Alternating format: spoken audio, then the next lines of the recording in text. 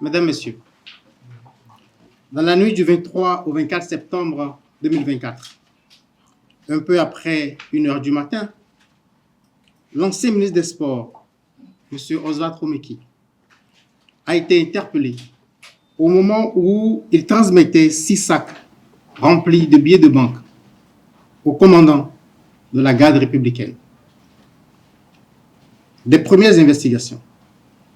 Il apparaît que le commandant de la garde républicaine, ayant en charge la sécurité du chef de l'État, a été entrepris par le ministre Oswald Romeki pour son propre compte et pour le compte de M. Olivier Bokor, à l'effet d'opérer par la force un coup d'État dans la journée du 27 septembre 2024.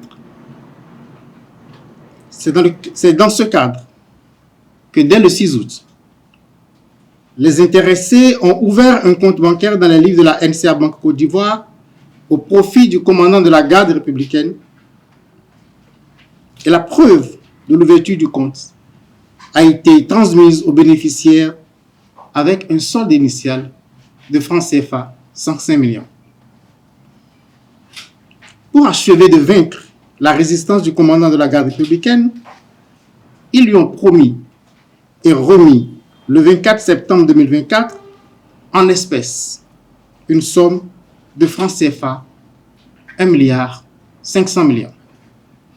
Et cette somme est décomptée en 129 lots de 10 millions constitués de billets de 10 000 francs et 42 lots de 5 millions constitués de billets de 5 000 francs.